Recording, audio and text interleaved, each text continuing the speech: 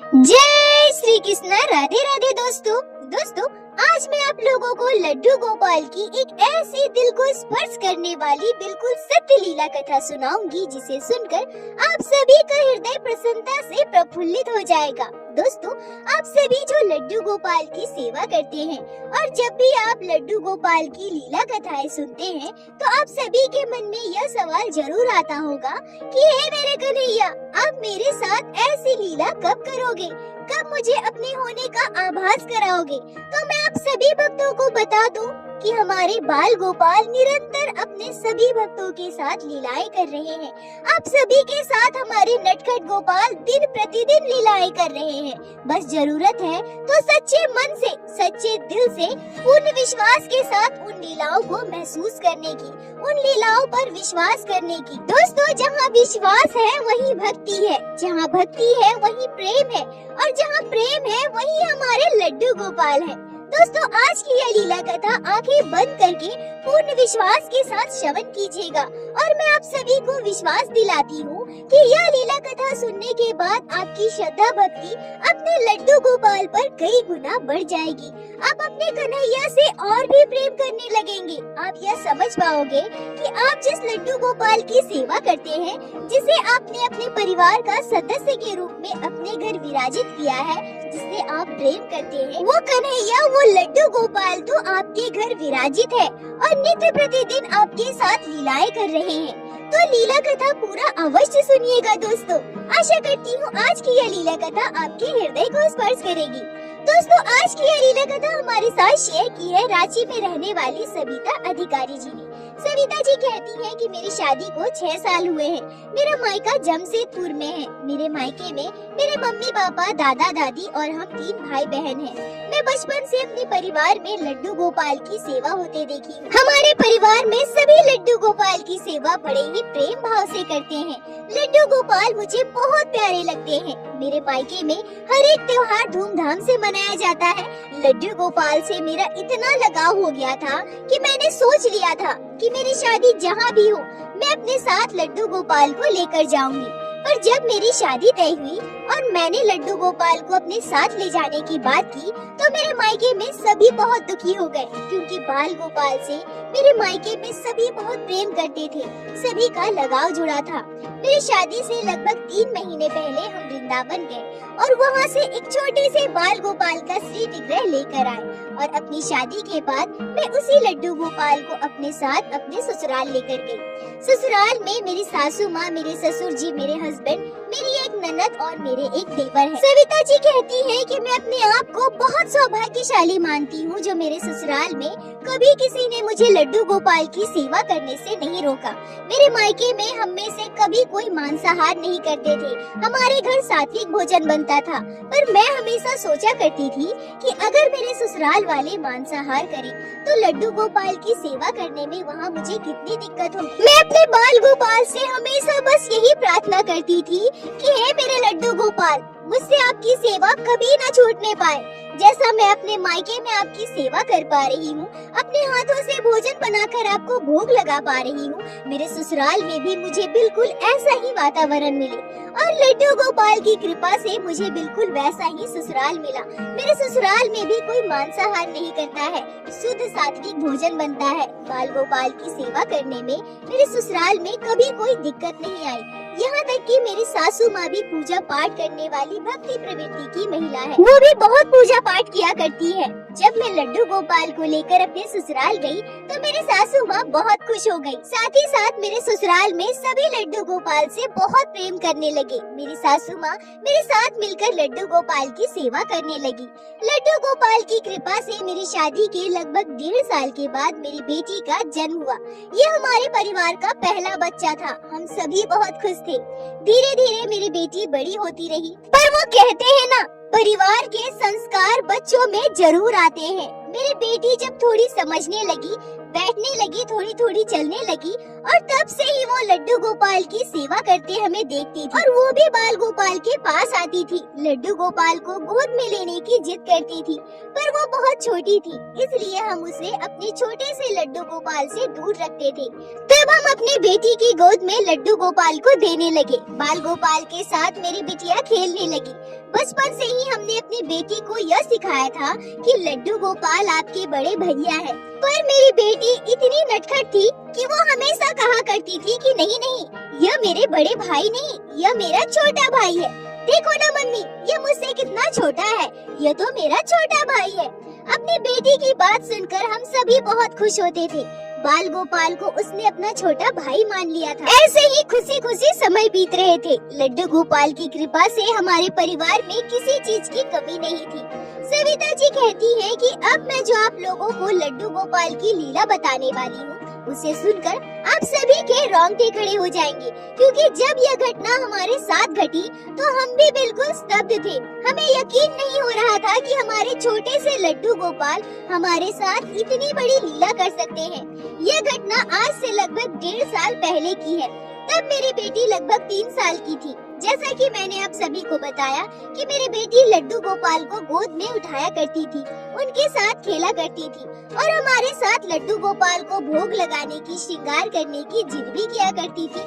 पर हम कभी भी अपनी बेटी की गोद में लड्डू गोपाल नहीं देते थे जब तक हम वहाँ मौजूद ना हो। हम अपने बाल गोपाल का भी उतना ही ध्यान रखते हैं जितना कि अपनी बेटी का रखते हैं, क्योंकि मेरे लिए लड्डू गोपाल मेरे प्रथम संतान है और मैं अपने दोनों बच्चे से बराबर प्यार करती हूँ। आज से 3 साल पहले दशहरे के समय की यह घटना है। हमारे घर में यह नियम था, हम जब भी कहीं बाहर घूमने जाते थे तो अपनी बेटी के लिए खिलौने आदि लाते थे, तो अपने लड्डू गोपाल के लिए भी खिलौने लाते थे, क्योंकि वो भी बाल स्वरूप में हमारे घर विराजित है।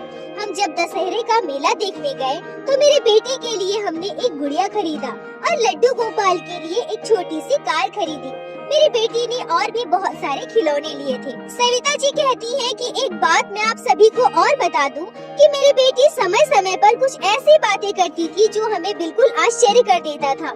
हम अपने लड्डू गोपाल को कान्हू कहकर पुकारते हैं। कई बार ऐसा देखा गया है कि हम सभी सो रहे हैं और मेरी बेटी भी सो रही है, तभी अचानक से मेरी बेटी जग जाती है और हमसे कहती है कि मम्मी मम्मी, कान्हू को गर्मी लग रहा है, आप उसके आगे कूलर लगा दो ना। तो कई बार सोते सोते मेरी बेटी जागकर हमसे कहती कि मम्मी मम्मी, कान्हू को ठंड लग रही है, वो मुझे बुला रहा है, उसे जाकर रजाई उड़ा दो ना।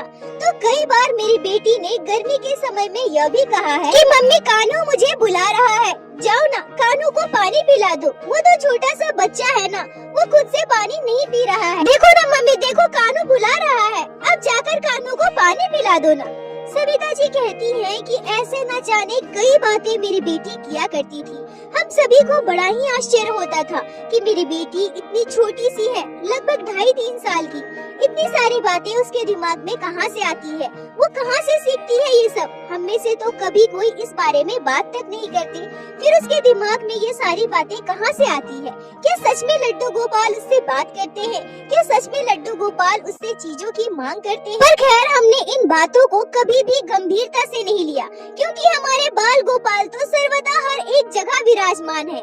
हम कभी भी कहीं भी उन्हें महसूस कर सकते हैं, वो कभी भी कहीं भी प्रकट हो सकते हैं, किसी का भी मार्गदर्शन कर सकते हैं और जरूरत पड़ने पर अपने भक्तों की रक्षा के लिए भी आ सकते हैं। सविता जी कहती हैं कि हम अपने लड्डू गोपाल को दिन भर अपने हॉल में विराजित रखते थे, क्योंकि हमें ऐसा लगता था कि अगर हम लड्डू गोपाल को मंदिर के अंदर विराजित करते हैं तो वो वहाँ अकेला महसूस करेंगे और हॉल में रहेंगे, तो हम दिन भर आते जाते अपने लड्डू गोपाल को देख पाएंगे और उनसे बात भी कर पाएंगे। मेरी बेटी भी हॉल में ही खेला करती थी और लड्डू गोपाल से बातें किया करती थी। हमने जो दशहरे में अपनी बेटी के लिए गुड़िया लेकर आया था और बाकी के खिलौने लेकर आए थे, उसके साथ मेरी बेटी दिन भर खेला करती थी और लड्डू गोपाल के आगे हमने उनका छोटा सा कार वाला खिलौना रखा था। मेरी नन्नद देवर तो कॉलेज चले जाते थे, मेरे हस्बैंड और ससुर जी अपने अपने काम पर, दिन भर मैं और मेरी सासू माँ घर पर अकेले रहते थे। उस दिन मैं किचन में काम कर रही थी और मेरी सासू माँ पड़ोस के किसी आंटी के घर गई हुई थी।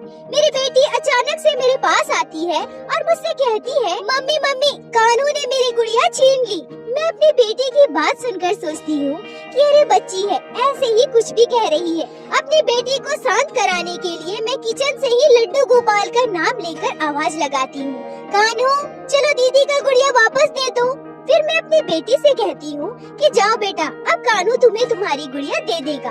मेरी बेटी वहाँ से चली जाती है और दौड़कर अपनी गुड़िया लेकर वापस मेरे पास आती है और मुझसे कहती है, देखो ना मम्मी, देखो आपने डांटा ना तो कान्हू ने डरकर मेरी गुड़िया मुझे वापस दे दी। अपनी बेटी की बात सुनकर मैं भी मुस्कुराने लगी। मैं सोचने लगती हूँ कि बच्चे मन के कितने निर्मल होते हैं, कितने सच्चे होते हैं।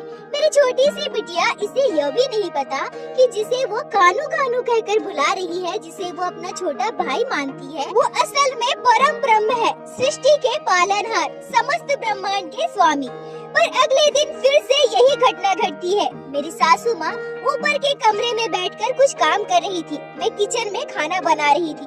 तभी मेरी बेटी दौड़कर मेरे पास आती है और मुझसे कहती है, मम्मी मम्मी देखो ना, आज फिर से कान्हू ने मेरी गुड़िया छीन ली। मैं कान्हू को अपनी गुड़िया क्यों दूं? वो मुझे क्या अपनी कार देता है खेलने के लिए? मैं नहीं दूंगी अपनी गुड़िया। मम्मी आप बोलो ना। सविता जी कहती है कि मैं काम कर रही थी और बार बार मेरी बेटी आकर ऐसा बोलकर मुझे परेशान कर रही थी। मैं जोर से किचन से डांटते हुए कान्हू को आवाज लगाती हूँ, कान्हू अब फिर से बदमाशी कर रहे हो, दीदी को उसकी गुड़िया वापस दे दो। दीदी की गुड़िया तुम क्यों छीनते हो? तुम्हारे पास तुम्हारी कार है ना, तुम उसके साथ खेलो। सविता जी कहती है कि मेरा इतना कहते ही मेरी बेटी खुशी खुशी दौड़कर हॉल की तरफ चली जाती है और तुरंत अपनी गुड़िया लेकर मेरे पास वापस आती है और मुझसे कहती है कि मम्मी मम्मी देखो ना, कान्हू ने मेरी गुड़िया मुझे दे दी, अब वो अपनी कार के साथ खेल रहा है। सविता जी कहती है कि मैं अपने काम पर व्यस्त थी, मैंने उसकी बातों पर ध्यान तक नहीं दिया। मेरी बेटी वहाँ से चली गई, पर यह घटना लगातार 2 दिन हमारे साथ घट चुकी थी और इस घटना के बारे में मैंने किसी से जिक्र भी नहीं किया था, क्योंकि मुझे पता था कि छोटी सी बच्ची है, कुछ भी बोल रही है। पर कुछ दिनों के बाद फिर से ऐसी ही घटना घटती है। मैं और मेरी सासू माँ दोनों मिलकर उस दिन स्टोर रूम की साफ सफाई कर रहे थे। मेरी बेटी हमेशा की तरह हॉल में खिलौनों के साथ खेल रही थी। तभी अचानक आज मेरी बेटी रोते हुए मेरे पास आती है और मुझसे कहती है, मम्मी मम्मी देखो ना, कान्हू ने मेरी गुड़िया छीन ली और बैठकर खेल रहा है, मुझे अपनी कार भी नहीं दे रहा है, मुझे उसके साथ नहीं खेलना है, वो हमेशा मेरी गुड़िया छीन लेता है। आप उसे डांटो ना मम्मी, मेरी गुड़िया मुझे वापस दिलाओ। सविता जी कहती है कि मैं और मेरी सासू माँ सुबह से स्टोर रूम की साफ सफाई में लगे थे। मैं अपनी बेटी की बातों की ओर ध्यान ही नहीं देती, पर बार बार मेरी बेटी यही बातें कही जा रही थी और मुझे परेशान कर रही थी। मुझे बहुत गुस्सा आया, मैंने उससे कहा, जाओ यहाँ से, परेशान मत करो, काम करने दो मुझे। तब मेरी बेटी गुस्से में वहाँ से चली जाती है, पर थोड़ी ही देर के बाद फिर से वापस आती है और मेरी सासू माँ से कहती है, दादी दादी देखो ना, कान्हू ने मेरी गुड़िया ले ली और जब मैं उससे उसकी कार मांग रही हूँ तो वो मुझे दे भी नहीं रहा है। अब चलो ना दादी, चलो ना, मेरी गुड़िया मुझे वापस दिला दो। सविता जी कहती है कि मैं झुंझलाकर अपनी बेटी से कहती हूँ कि इसने सुबह से परेशान कर रखा है, काम भी नहीं करने देते ढंग से, अभी तुम यहाँ से निकलो, नहीं तो 2 थप्पड़ लगाऊंगी। सविता जी कहती है कि मेरे डांटने से मेरी बेटी रोने लगती है। तभी मेरी सासू माँ कहती है कि बहू ऐसा मत कहो, छोटी बच्ची है ना। मेरी सासू माँ मेरी बेटी से कहती है कि तुम्हें क्या चाहिए, गुड़िया चाहिए या फिर कार चाहिए। दोस्तों सविता जी कहती है कि उस समय मेरी बेटी ने जो कहा उसे सुनकर थोड़ी देर के लिए हम दोनों सन्न रह गए। मेरी बेटी कहती है कि दादी दादी कान्हू हमेशा मेरी गुड़िया ले लेता है और अपनी कार कभी नहीं देता। मैं क्यों दूं उसे अपनी गुड़िया? जब भी मैं उसे कार मांगती हूँ मेरे हाथ से छीन लेता है। नहीं नहीं, मैं अपनी गुड़िया उसे नहीं दूंगी, नहीं तो आप मुझे उसकी कार मंगवा दो। मेरी बेटी की इतनी बड़ी बड़ी बातें सुनकर मैं और मेरी सासू माँ दोनों आश्चर्य थे। हम दोनों एक दूसरे की ओर देख रहे थे और सच कहूँ तो एक बार के लिए मेरे मन में यह बात भी आई थी कि क्या सच में लड्डू गोपाल इसके साथ खेलते हैं, क्या सच में लड्डू गोपाल इससे बात करते हैं। पर अगले ही पल मैं सोचती हूँ कि नहीं नहीं, ऐसा कैसे हो सकता है, छोटी बच्ची है, कुछ भी कह रही है। तभी मेरी सासू माँ स्टोर रूम से चिल्लाते हुए लड्डू गोपाल से कहती है कि कान्हू दीदी को इसकी गुड़िया दे दो, नहीं तो अभी मैं तुम्हारी कार छीनकर दीदी को दे दूंगी। इतना सुनते ही मेरी बेटी खुशी खुशी स्टोर रूम से हॉल की तरफ चली जाती है और थोड़ी ही देर के बाद मेरी बेटी अपनी गुड़िया लेकर हमारे पास आती है और हमें दिखाकर वापस खेलने चली जाती है। सविता जी कहती हैं कि यहाँ तक तो ठीक था, हमने कभी इस बात को ज्यादा गंभीरता से नहीं लिया, पर एक दिन कुछ ऐसा हुआ जिसे सुनकर आप सभी आश्चर्यचकित हो जाएंगे, जैसा हम हुए थे। दोपहर 2 बज रहा था। मैं और मेरी सासू माँ खाना खाकर मेरे कमरे में ही बैठकर बुनाई का काम कर रहे थे। तभी मेरी बेटी अचानक से दौड़ते हुए अपने हाथ में गुड़िया लेकर हमारे पास आती है और रोते हुए हमसे कहती है कि देखो ना, देखो आज कान्हू ने क्या किया है, मेरी गुड़िया का सर तोड़ दिया, अब मैं इसके साथ कैसे खेलूंगी। सविता जी कहती हैं कि मैं और मेरी सासू माँ दोनों देखते हैं कि मेरी बेटी के एक हाथ में उस गुड़िया का टूटा हुआ सर है और दूसरे हाथ में वो टूटी हुई गुड़िया है और मेरी बेटी जोर जोर से रो रही है और बार बार बस यही कह रही है कि कान्हू ने मेरी गुड़िया का सर निकाल दिया, मेरी गुड़िया का सर तोड़ दिया, अब मैं इसके साथ कैसे खेलूंगी। मेरी सासू माँ प्यार से मेरी बेटी को अपने पास बुलाती है और उससे कहती है कि अच्छा, कान्हू ने तुम्हारी गुड़िया का सर तोड़ दिया, अच्छा तो मुझे दो, मैं इसका सर ठीक कर देती हूँ। मेरी बेटी रोते हुए अपनी दादी के गोद में बैठ जाती है और तब मेरी बेटी जो कहती है उसे सुनकर हम दोनों चौंक गए। मेरी बेटी कहती है कि दादी आपको पता है कान्हू ने मेरी गुड़िया तोड़ दी ना, आज मैंने कान्हू को खूब मारा, अब वो गुस्से में मुंह फुलाकर अपनी कार लेकर बैठा है, अब देख लेना दादी, मैं कभी भी कान्हू को अपनी गुड़िया नहीं दूंगी, वो कभी अपने खिलौने मुझे नहीं देता, हमेशा मेरे खिलौने से खेलता है। सविता जी कहती है कि मेरी बेटी की बात सुनकर मैं और मेरी सासू माँ दोनों एक दूसरे की ओर देखने लगे। हम दोनों चुप थे, हम दोनों समझ नहीं पा रहे थे कि बार बार मेरी बेटी ये बातें क्यों कर रही है। क्या सच में लड्डू गोपाल इसके साथ खेलते हैं? पर हम इस कलयुग में रह रहे हैं, हमारे मन में लाखों सवाल होते हैं। कई बार चीजें हमारी आंखों के सामने होते हुए देखकर भी हम नजरअंदाज कर देते हैं। हमें लगता है कि नहीं, भगवान ऐसा चमत्कार कैसे कर सकते हैं? पर सच में कुछ चीजें होती हैं जिसे हमें मानना अति आवश्यक है। सविता जी कहती हैं कि मैं और मेरी सासू माँ दोनों ने अपनी बेटी की बात पर ध्यान नहीं दिया। हमें लगा कि छोटी बच्ची है, बार बार ये बातें कह रही है, पर हमारे मन में कहीं न कहीं यह बात जरूर आई थी कि मेरी बेटी अपने मन से बना बनाकर इतनी सारी बातें प्रतिदिन कैसे कर सकती है। और उसी दिन मेरे साथ एक ऐसी आश्चर्य करने वाली घटना घटी जिसे मैं अपने पूरे जीवन काल में कभी नहीं भूल सकती। मैंने कभी अपने सपने में भी नहीं सोचा था कि इतने वर्षों की सेवा के बाद लड्डू गोपाल मेरे साथ इतनी बड़ी लीला करेंगे। सविता जी कहती हैं कि सुबह सुबह मेरी नींद अचानक खुल गई। मैं उठकर मोबाइल में समय देखती हूँ तो सुबह के 3:45 हो रहे थे। मैंने सोचा कि अभी तो बहुत सुबह है, थोड़ी देर और सो जाती हूँ, 5 बजे उठ जाऊंगी। और उसी समय मेरे साथ वो चमत्कारी घटना घटती है। मेरी आंखें बंद थी, मैं नींद में थी पर पूरी तरह से सोई नहीं थी। तभी मुझे कुछ अलग सा आभास होता है। ऐसा लगता है मानो कोई सकारात्मक ऊर्जा मेरे आसपास है। मुझे ऐसा लगता है मानो कोई छोटा सा बच्चा मेरे आसपास घूम रहा है। मैं अपने सपने में बहुत प्रयास करती हूँ कि मैं उस बच्चे के चेहरे को देख पाऊँ। मैं समझने की कोशिश कर रही थी कि वो बच्चा कौन है, पर मैं चाहकर भी उस बच्चे के चेहरे को नहीं देख पा रही थी। तभी अचानक से नींद में ही मुझे यह आभास हो जाता है कि यह बच्चा कोई और नहीं, लड्डू गोपाल है, क्योंकि उस बच्चे ने वो श्रृंगार किया था, वही पोशाक पहना था जो हम अपने लड्डू गोपाल को पहनाते हैं। मैं अपने सपने में समझ गई थी कि यह कोई और नहीं, हमारे भगवान श्री कृष्ण के बाल स्वरूप लड्डू गोपाल ही है। पर मैं उनके चेहरे को क्यों नहीं देख पा रही थी? मैं क्यों लड्डू गोपाल से बात नहीं कर पा रही थी? मैं अपने सपने में ही व्याकुल हो रही थी। मैं अपनी आंखें खोलने की कोशिश कर रही थी, पर मेरी आंखें खुल ही नहीं रही थी, न ही मेरे मुख से कोई आवाज निकल रहा था। तभी अचानक से मैं क्या देखती हूँ कि मेरी बेटी की गुड़िया लड्डू गोपाल के हाथ में है। सविता जी कहती है कि मैं प्रयास कर रही थी। मैं सोचती हूँ कि मैं लड्डू गोपाल से पूछूं कि कान्हू, क्या सच में आप मेरी बेटी के साथ खेलते हैं? क्या सच में आपने मेरी बेटी की गुड़िया तोड़ी है। दोस्तों सविता जी कहती है कि ये सारी बातें बताते हुए मेरे रोंगटे खड़े हो रहे हैं। सविता जी कहती है कि तभी अचानक मैं क्या देखती हूँ कि लड्डू गोपाल ने उस गुड़िया को अपने हाथ से पकड़कर ऊपर उठाया और उस गुड़िया को तोड़ दिया।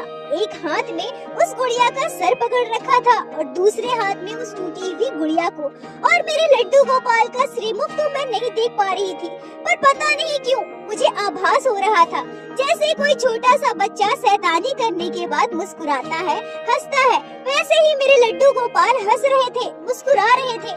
मुझे ऐसा लग रहा था जैसे मेरे बाल गोपाल मुझे समझाना चाह रहे हो कि मैया आपको विश्वास नहीं हो रहा था कि मैं अपनी छोटी बहना के साथ खेलता हूँ, उसके साथ शैतानियाँ करता हूँ, इसलिए आज मैंने आपके सामने यह लीला की है। अब आपको विश्वास है ना मैया, मैं आपके घर पर हूँ, बहना के साथ खेलता हूँ और तरह तरह की शैतानियाँ भी करता हूँ। सविता जी कहती हैं कि मैं अपनी नींद के उस अवस्था में थी जहाँ मैं ना अपने हाथ हिला पा रही थी, ना ही मेरे मुख से कोई आवाज निकल रहा था, बस मेरे दोनों आँखों से आंसू बह रहे थे। देखते ही वो छोटा सा बच्चा कहीं अदृश्य हो जाता है। अब मुझे अपने आसपास वो ऊर्जा महसूस नहीं हो रही थी। एक ही पल में सब कुछ जैसे खत्म हो गया और अचानक से मेरी आँख खुल गई। मैं तुरंत उठकर बैठ गई। मैं इधर उधर देखने लगी पर मुझे कहीं कोई दिखाई नहीं दिया। मैं वहाँ से उठकर कमरे से बाहर गई, हॉल में देखा, यहाँ वहाँ चारों तरफ देखा, पर मुझे कहीं कोई दिखाई नहीं दिया। मैं समझ चुकी थी कि यह लीला मेरे साथ क्यों घटी है, इस लीला का उद्देश्य क्या है। यह सोचकर बार बार मेरे आंखों से आंसू आ रहे थे। मेरे आंखों के आंसू रुक ही नहीं रहे थे कि लड्डू गोपाल ने आज साक्षात मेरे साथ इतनी बड़ी लीला की है। और मैं यह सोचकर और भी प्रसन्न थी कि लड्डू गोपाल मेरी बेटी के साथ खेलते हैं और हमारे घर में विराजित है। सविता जी कहती है कि मैं सुबह होने का इंतजार करने लगी और सुबह होते ही मैंने सबसे पहले यह बात अपनी सासू माँ को बताई। मेरी बात सुनकर मेरे सासू माँ के भी रोंगटे खड़े हो गए। मेरी पूरी बात सुनने के बाद मेरे सासू माँ की आंखें नम हो गई, वो रोने लगी। मैं और मेरी सासू माँ दोनों हमारे घर के मंदिर में गए और लड्डू गोपाल के आगे हाथ जोड़कर हमने शीश झुकाया। बाल गोपाल के चरणों में गिरकर उन्हें धन्यवाद दिया। साथ ही साथ हम यह भी समझ गए थे कि लड्डू गोपाल साक्षात हमारे घर विराजित है और मेरी बेटी के साथ साथ हम सभी सौभाग्यशाली है जो लड्डू गोपाल नित्य प्रतिदिन हमारे साथ इतनी लीलाएं करते हैं। इस घटना के बाद बाल गोपाल पर हमारी श्रद्धा भक्ति और गहरी हो गई। लड्डू गोपाल के लिए हम सभी के मन में प्रेम और भी पक्का हो गया। और सबसे आश्चर्य करने वाली बात तो यह है कि उस घटना के बाद मेरी बेटी ने फिर ऐसा कभी नहीं कहा कि कान्हू मेरे साथ खेलता है या कान्हू उसके खिलौने छीनता है या कान्हू उसके साथ कुछ भी करता है। सविता जी कहती है कि शायद लड्डू गोपाल साक्षात हमारे परिवार में हमारे साथ लीलाएं करने आए थे। हम लड्डू गोपाल से बस यही प्रार्थना करते हैं कि वो ऐसे ही हमारे परिवार पर कृपा बनाए रखे। सविता जी आपका बहुत बहुत धन्यवाद जो आपने लड्डू गोपाल की इस अद्भुत लीला कथा को हमारे साथ शेयर की, जिसे मैं हमारे चैनल के माध्यम से बाकी सारे भक्तों तक पहुंचा सकी। अपना साथ और प्यार ऐसे ही बनाए रखें। दोस्तों हमारे लड्डू गोपाल बाल स्वरूप में हैं। उन्हें भी बाकी बच्चों की तरह बच्चों के साथ खेलना बहुत पसंद है और बच्चे तो भगवान का स्वरूप होते हैं। मुझे तो पूर्ण विश्वास है कि सविता जी के बेटी के साथ बाल गोपाल जरूर लीलाएं करते होंगे। और दोस्तों इस पर आपके क्या विचार है आप कमेंट में जरूर बताएं। मुझे आप सभी के कमेंट का इंतजार रहता है। और दोस्तों मेरे साथ एक बार प्रेम से कहिए, बोलो बाके बिहारी लाल की जय, लड्डू गोपाल की जय, जय जय श्री राधे। दोस्तों